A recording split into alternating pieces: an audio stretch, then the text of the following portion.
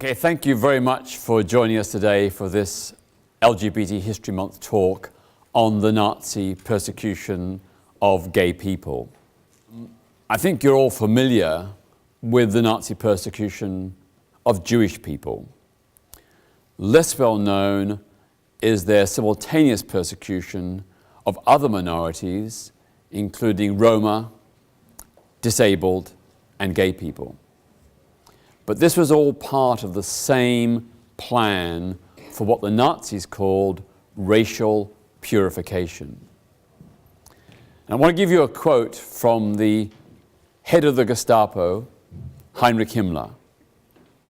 He set out the Nazi master plan for the sexual cleansing of the Aryan race as follows, and I quote, "We must exterminate these people root and branch. We cannot permit such danger to the country. The homosexual must be entirely eliminated." This program of the SS, acting under orders from Adolf Hitler, was to particularly target gay and bisexual men. A handful of lesbians were persecuted, but that was not the main focus. And in this Nazi war against homosexuality, gay and bisexual men who were arrested and put in concentration camps were made to wear the pink triangle to designate them as homosexual prisoners. So you all know that the Jewish concentration camp prisoners were forced to wear the yellow Star of David. Gay people were required to wear the pink triangle. The small number of lesbians who were also targeted were not given a specific triangle mark. They were forced to wear the black triangle, which designated what the Nazis called asocial people. So that's the context of this talk and the Nazi program. I want to just perhaps talk you through some examples of some men who lived through this period to tell their stories. Heinz F. was a carefree young gay man living in Munich in the early 1930s. By his own admission, he had no idea about what was going to happen. He said, and I quote, "I didn't fully understand the situation." He told his story as follows. One morning, completely out of the blue, the police knocked at his door. They told him he was suspected of being a homosexual. And they told him, "You are hereby under arrest." Looking back, he recalls, "What could I do?" Off I went to Dachau concentration camp without even a trial.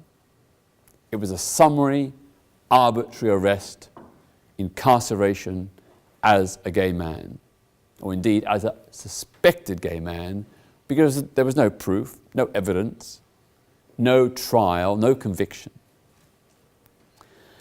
After a year and a half in Dachau, Heinz was released, but then he was very soon afterwards rearrested and sent this time to Buchenwald concentration camp. He said he was stunned to discover the grisly fate of gay and bisexual men.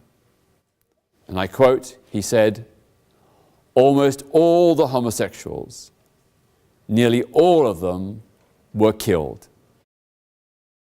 But Heinz himself miraculously survived a total of 8+ years in concentration camps. After the war, he never dared to speak to anybody about his experiences. And that was because he was afraid. Because even after the war, homophobia was the norm, the commonplace in post-Nazi Germany. Gay concentration camp prisoners were regarded, even after the war, as common criminals. They were not seen as victims of Nazism. Reflecting years later about his post-war experience, Heinz confessed, nobody wanted to hear about it. By the late 1990s, when Heinz F. eventually told his story, he was one of only 8 known gay Holocaust survivors who were still alive. Together with 5 others and 1 lesbian, he retold his story about the homophobic witch hunts and mass murder by the Nazis in a gut-wrenching film, Paragraph 175, which I'd highly recommend for you to see. Thankfully, this handful of gay Holocaust survivors, having given their dignified, defiant testimonies, they refute the neo-revisionism of many mainstream Holocaust histories, which completely neglect the Nazi persecution of gay and bisexual men. So William Shirer wrote a book called The Rise and Fall of the Third Reich.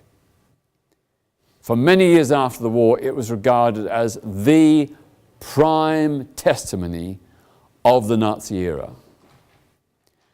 Not only did he not mention the persecution of gay people under the Nazis, he made a play that some leading Nazis were gay and that their perversion was a contributing factor to the Holocaust. So he blamed the victims for the Nazi terror. A British historian Martin Gilbert did not go that far, but his seminal book, Never Again, claims to be, quote, a comprehensive account of the Holocaust. Yet the fate of non-Jews merits only 1 2-page reference, and the mass murder of LGBT people is dismissed in a single 13-word sentence. That shows how deep the homophobia is, or was, of historians of the Nazi era. I'm sure that if Gilbert had similarly ignored or belittled the suffering of Jews, he would have been condemned as a revisionist. And some people might say that his downplaying of the gay victimization under the Nazis is also a form of revisionism. Let's remember that before the Nazis, Berlin was the gay capital of the world.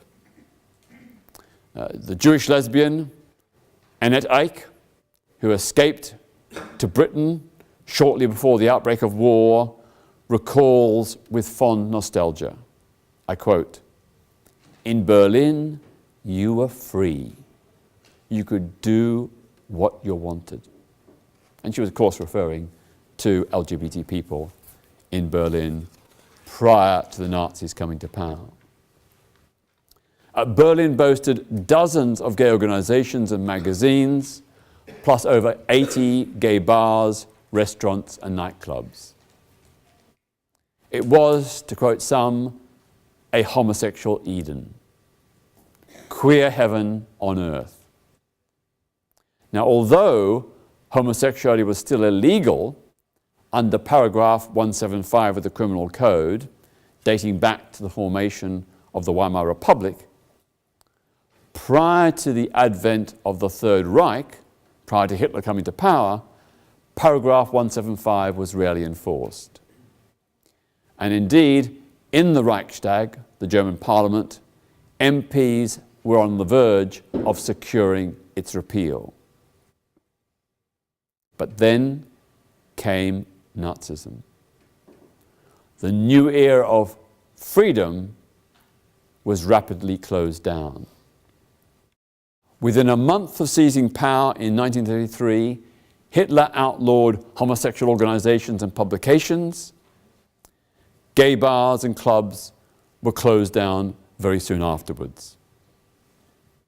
In May, stormtroopers ransacked the headquarters of the pro-gay rights organization, the Institute for Sexual Science, and publicly burned what the Nazis called its, quote, degenerate books. Many of you have seen the images of book burning. What those images never tell you, those were the books taken from the Institute for Sexual Science. And although there were many different books there, most of them related to issues and rights of LGBT people. Before the end of 1933, within less than a year of the Nazis coming to power, the first gay men were being deported to concentration camps. One of them, Gad Beck, was in those days a teenage and quite precocious gay Jewish schoolboy, sweetly innocent about homophobia and the Nazi threat. And this is what he recalls. I had an athletics teacher. One day we were showering together and I jumped on him. I ran home to my mother and said, "Mother, today I had my first man." Luckily, his parents accepted his homosexuality, but they feared for his future. He remembers their reaction. His parents said, and I quote, "Oh my God, he's Jewish and he's gay. Either way, he'll be persecuted. This cannot end well." But Beck did survive, although nearly everyone around him perished. Two of his lovers, his male lovers, were seized by the Nazis. Beck recalls, I quote, "I met this beautiful blonde Jew. He invited me to spend the night. In the morning, the Gestapo came. I showed my ID card, not on the list.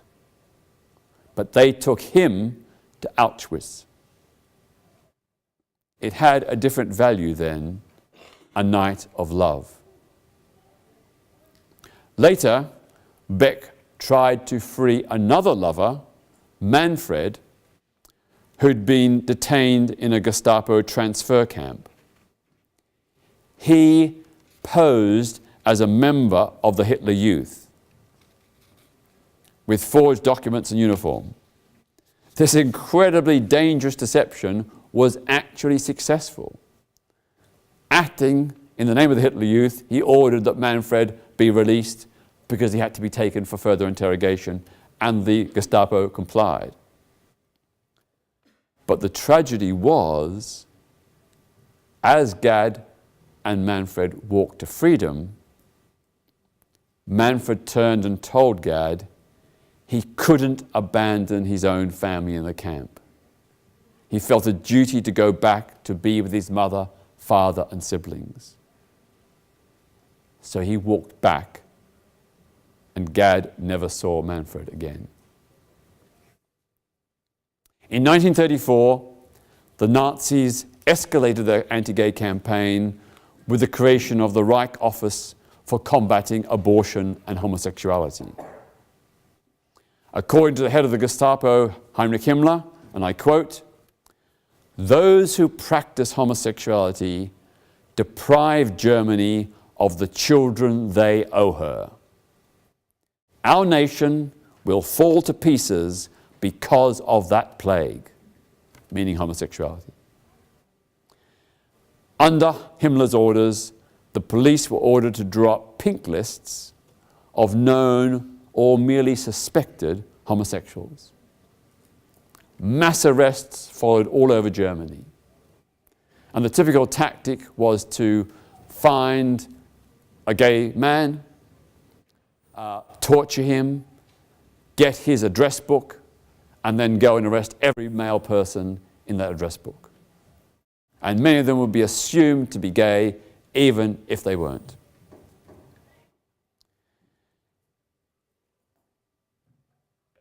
At the age of 17, in Nazi-occupied France, Pierre Seal was detained by the invading German army. They rifled local French police files on homosexuals, because even the French police had lists of gay and bisexual men. So he was detained by the invading German army. And this is what he said: "They saw our names on these lists. I ended up in the camp at Schirmeck. There was a hierarchy from the weakest to strongest. The weakest in the camps were homosexuals, all the way at the bottom. I was tortured, beaten, sodomized, and raped. The Nazis stuck 25 centimeters of wood up my arse. It bleeds even to this day." And he was speaking in the mid-1990s before he died. Pierre's lover, Joe, suffered an even worse fate. He was condemned by the Gestapo to die. And the way he was killed was being tied to a post, and then dogs were set upon him, starving, hungry dogs were set upon him, and he was eaten alive. Eaten alive. As Seal recalls, they were German dogs, German shepherd dogs. That I can never, ever forget. The Nazis again intensified the war against what they called, quote, abnormal existence. In 1935, they broadened the definition of homosexual behavior and the grounds for arrest. Mere gossip and innuendo became evidence.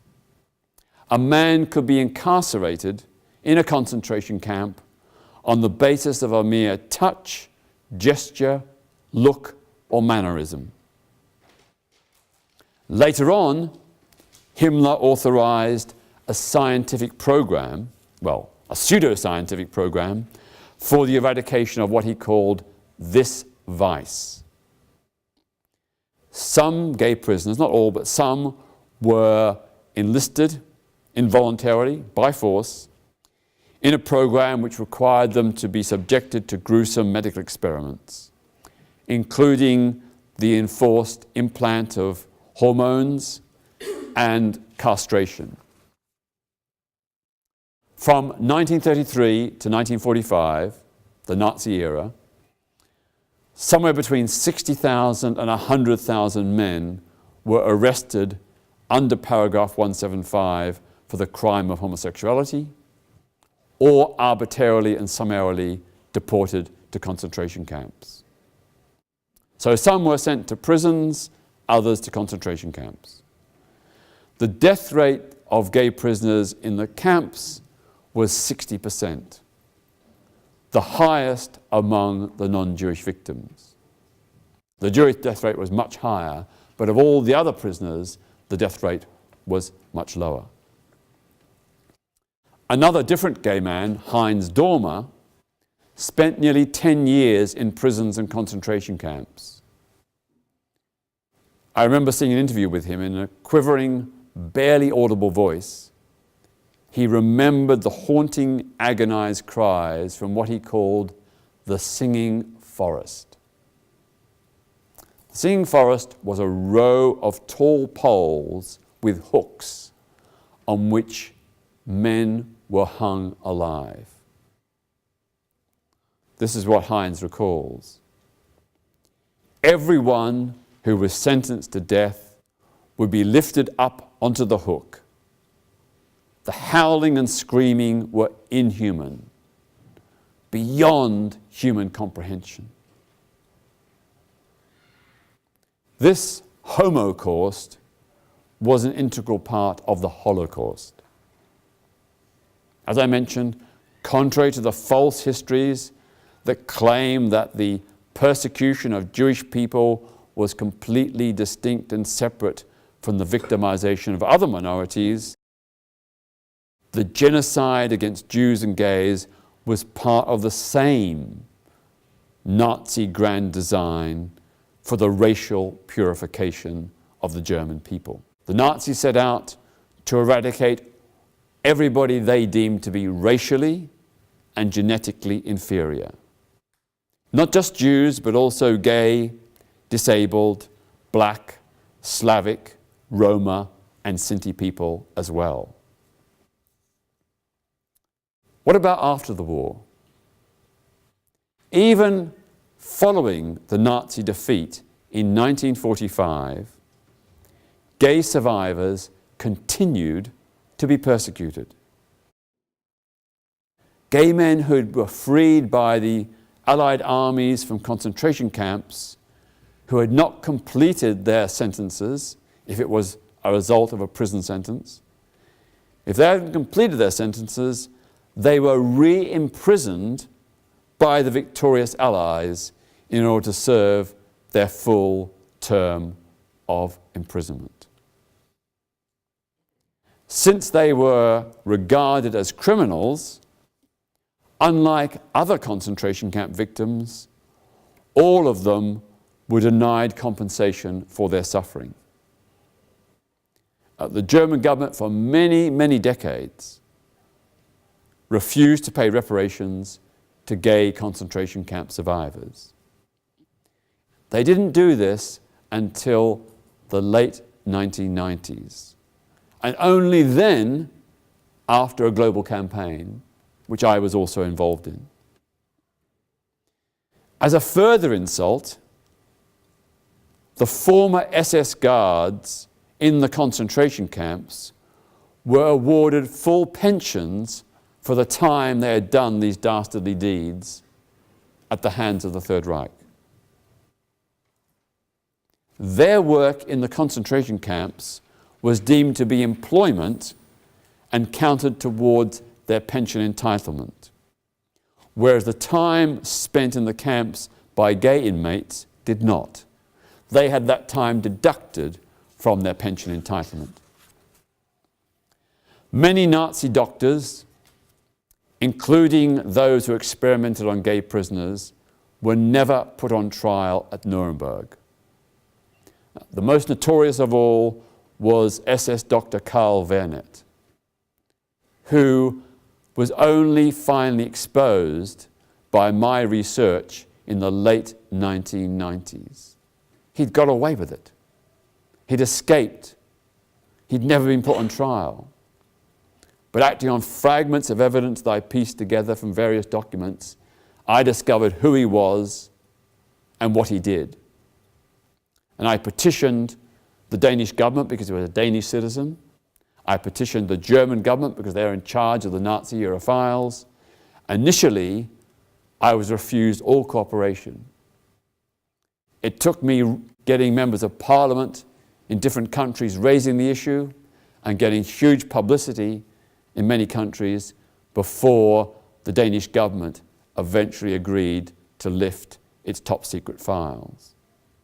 And we discovered that although Karl Wernet, who experimented on gay prisoners in Buchenwald and Neuengamme concentration camps, although he was arrested after the war as a suspected Nazi war criminal, the British military authorities allowed him to travel to Sweden to receive, quote, medical treatment for a fake heart condition. They were conned and went along with this.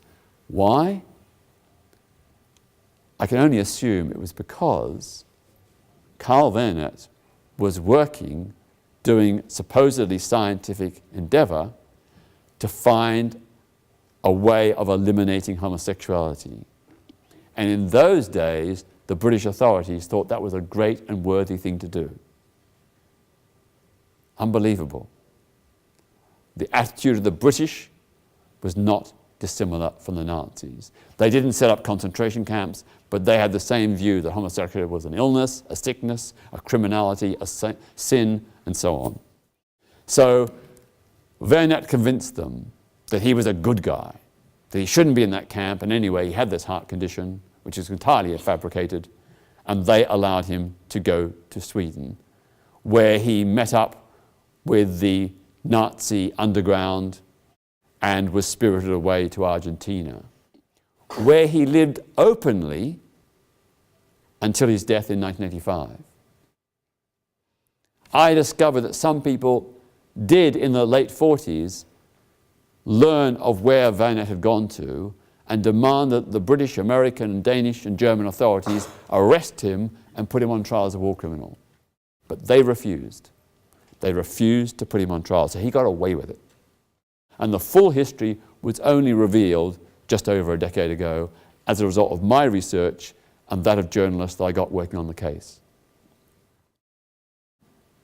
The anti-gay law, paragraph 175, which had been used against gay and bisexual men, remained in force in Germany until 1969. The law the Nazis had used remained in force until 1969. And some gay Holocaust survivors, such as Heinz Dormer, were repeatedly rearrested in the post-war period and jailed again. Indeed, in the 1950s and 1960s, the number of convictions for homosexuality through the courts in the western part of Germany was almost as high as during the era of Nazi rule. Shocking, but true. So when we reflect on this period of history, which has only really come to light in the last 2 or 3 decades, it is really important to remember that gay and bisexual men were one of many whose story was not usually told, and who faced great social opprobrium and even persecution in the post-war period. We owe it to all the victims, for whatever reason, to acknowledge their suffering in order to listen and learn, to ensure it never happens again. When I was a young boy, growing up in the 1950s and 60s, I always used to ask my parents and other adults, why was Hitler allowed to come to power? Why didn't someone stop him? No one could give me an answer. But I remember thinking to myself, in my life, if anything like Nazism or anything near it happens again, I won't look the other way. I won't walk on the other side of the street. I will stand with the oppressed and suffering to expose the injustice they endure and to help them fight it. So the lesson above all from the Nazi era is never again. And that means never again. Yet here we are again today, and we're witnessing mass murder in Syria and Yemen. And the world is looking the other way. No one is doing anything to stop it. You know, we really haven't learnt the lessons of the Nazi era because we still are allowing it to happen again.